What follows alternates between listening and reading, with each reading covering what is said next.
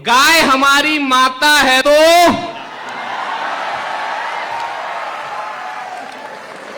जब कहीं अटकती या फंसती है तो मजबूरी में गधे को भी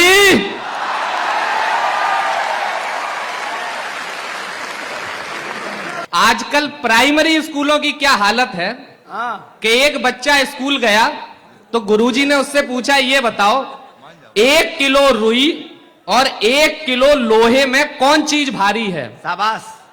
तो बच्चा बोला, गुरुजी लोहा। गुरुजी को गुस्सा आया क्योंकि गुरुजी आदरणीय मधुप जी भी हैं एक विद्यालय में जी। अब गुरुजी को गुस्सा आया। गुरुजी ने कहा, जब दोनों का वजन 1 किलो है फिर लोहा कैसे भारी?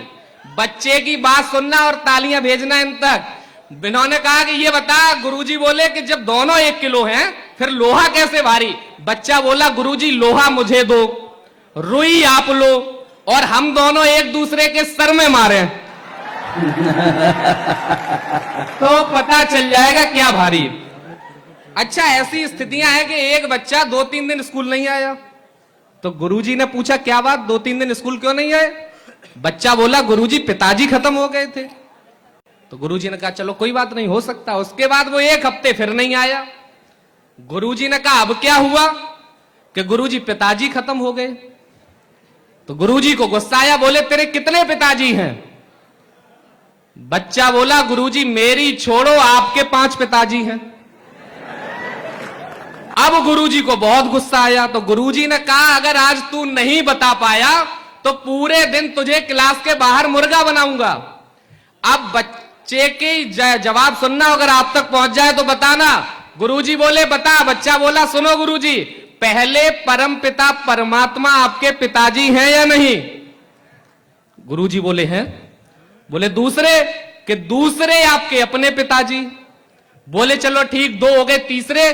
कि तीसरे ये बताओ गुरुजी, पत्नी के पिताजी को क्या कहते हो? समझ में आई हो तो ताली बजाओ। गुरुजी ने कहा, चल ठीक, 3 हो गए, चौथा बता। बच्चा बोला, गुरुजी गाय हमारी माता है तो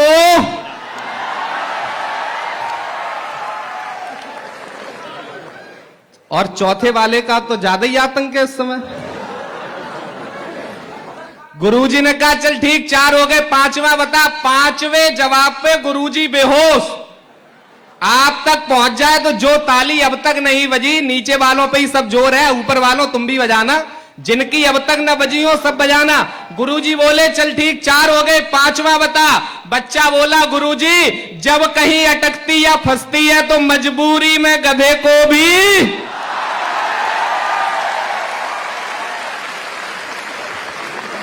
देखो, अगर इस पर तालियां बजानी है तो यह काम तो बहुत देर हो सकता है, लेकिन मैं चाहता हूं कि बहुत जिम्मेदार लोग यहां पर बैठे हैं और जो आने वाले समय की उत्कृष्ट मेधा है इस विद्यालय की, वो मेरे सामने बैठी है। सब प्रोफेसर्स लोग बैठे हैं। मैं चाहता हूं सभी गुरुजन बैठे हैं, सब लोग बैठे, बड़े लोग, इनकी उपस्थिति में कुछ अच्छी बातें हो जाएं। माना कि समय प्रतिकूल परिस्थितियां हैं, लेकिन दोस्तों एक बात याद रखना, धूप कितनी ही तेज हो और कितना ही जोर लगा ले, समंदर को कभी सुखा नहीं सकती। जय हो। मैं भी अपना काव्य पाठ शुरू करता हूं कि मुझको चाहत कभी नहीं है आसमान के तारों की, बेशर्म हवा के रुख पर चलते सत्ता के दरबारों की। मैं भूषण की सिंह गर्जना खुद की ताकत रखता हूं, वंदे मातरम होठों पर और दिल में भारत रखता हूं। वंदे मातरम होठों पर और दिल में भारत रखता हूं। देश की परिस्थितियां इस समय बहुत ऐसी हैं कि जिनमें मतलब बहुत माहौल खराब है इस समय देश का। जो परिस्थितियां इस समय देश में चल रही हैं, आप लोग गर्व करिए कि आप लोग इटावा की मिट्टी के हैं। पूरे देश का सांप्रदायिक माहौल बिगड़ सकता है लेकिन इटावा का नहीं बिगड़ता। क्यों नहीं बिगड़ता? उसका कारण यह है कि इंसानों की तो बात छोड़िए, जब नदियां भी इस मिट्टी को चूमती हैं, ऐसे मतलब यहां से छू के निकलती हैं। प्रयाग में 3 नदियों का संगम हुआ, लेकिन जब इस इटावा की मिट्टी में नदियों ने अलग अलग क्षेत्रों से आकर प्रवेश किया तो 3 नदियों की छोड़िए 5 नदियों ने संगम का निर्माण किया, जिसे पचनद के नाम से जानते हैं। अच्छी बात पर इतनी कम तालियां बजाओगे तब तो हो चुका काम। ये अच्छी हो तब तो। इस देश में मुझे खुशी इस बात की है कि मेरी बहनें यहां बहुत अच्छी संख्या में बैठी हैं। आजकल कार्यक्रमों में मातृशक्ति बहुत कम आती हैं। देश में इनके लिए सुरक्षित माहौल नहीं है। अगर आपकी अनुमति हो तो मैं इस विषय पर एक कविता पढ़ दूं जो स्थितियां इस समय देश में चल रही हैं। बेटी बचाओ बेटी पढ़ाओ का नारा सरकारें बहुत देती हैं, लेकिन बेटियां सुरक्षित नहीं रह पा रही हैं। घर से निकलने में डर लगता है। मैं तब पढ़ता हूं क्योंकि ये ऐसी भूमि नहीं थी हिंदुस्तान की। स्वामी विवेकानंद जब 4 वर्ष विदेश में रहने के बाद इस हिंदुस्तान की भूमि पर आए और रामेश्वरम में जब उनका जहाज लगा किनारे तट पर, तो जब उससे उतरे तो उनका जो स्वागत करने वाले लोग थे, उन्होंने स्वागत करने के लिए जैसे ही वो आगे बढ़े माला लेकर, तो स्वामी विवेकानंद ने कहा ठहरो अभी, और वहां की मिट्टी उठाई और उसे पूरे बदन पर मला। तो उन लोगों ने कहा ये क्या बात है, आप जहाज से उतरे, माला पहनने से पहले आपने इसकी मिट्टी को अपने बदन पर रगड़ा।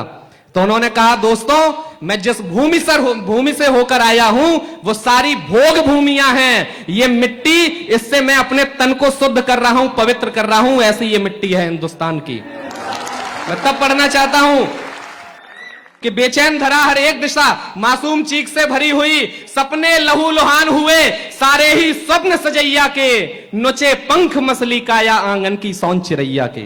वाह, नुचे पंख मसली काया आंगन की सौन चिरैया के, जल्लादी के चिन्ह न हो कोई भी रोया शेष नहीं, जल्लादी के चिन्ह न हो कोई भी रोया शेष नहीं, मरी देह भी बोल उठी जीने लायक परिवेश नहीं, हालत देख देख बेटी की सारा जिस्म उबलता है, आंसू पीड़ा के गायब हैं नैनों से लहू निकलता है, आंसू पीड़ा के गायब हैं नैनों से लहू निकलता है। चरण चूमती अपराधी के धारा न्याय के फंदों की, चरण चूमती अपराधी के धारा न्याय के फंदों की, इसीलिए हिम्मत बढ़ गई इन वैसी क्रूर दरिंदों की। दृश्य देख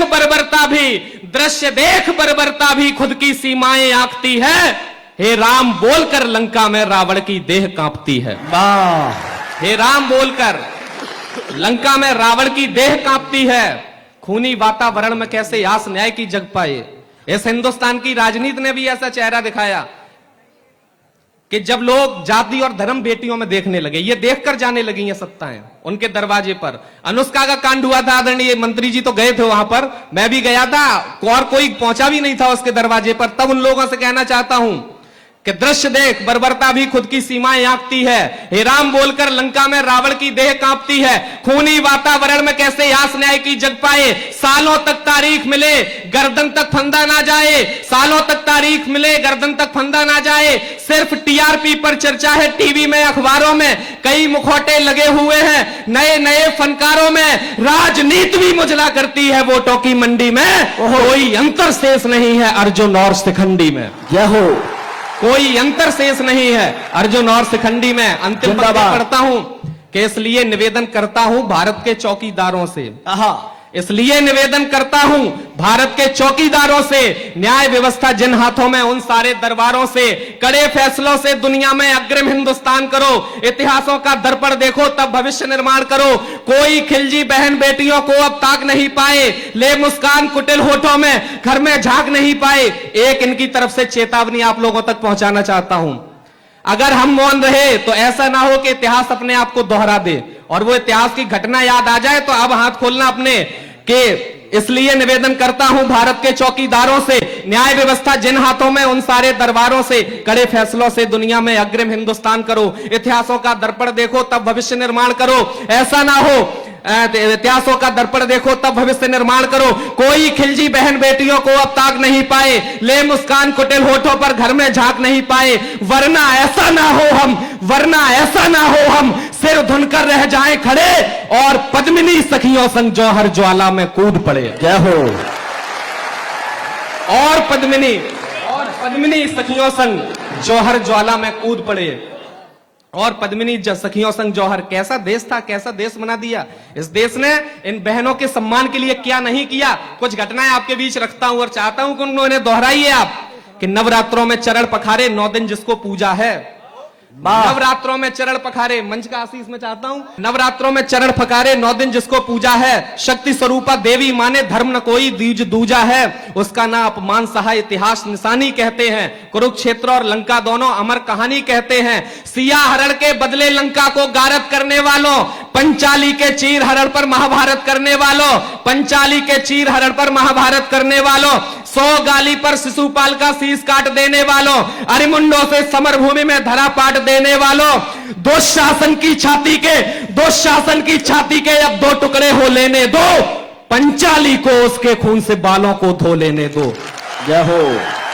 पंचाली को उसके खून से बालों को धो लेने दो। अंतिम 4 पंक्तियां तालियों से विदा कर देना अगर ठीक बात कह दी हो। जय हो। मौसम से ज्यादा हमको शारीरिक ताप बढ़ाने दो, मौसम से ज्यादा हमको शारीरिक ताप बढ़ाने दो, जो भी अत्याचारी है सूली पर उन्हें चढ़ाने दो, जामवंत बलि याद दिलाकर आज खुला उड़ जाने दो, हनुमान को लंका में अब घुसकर आग लगाने दो।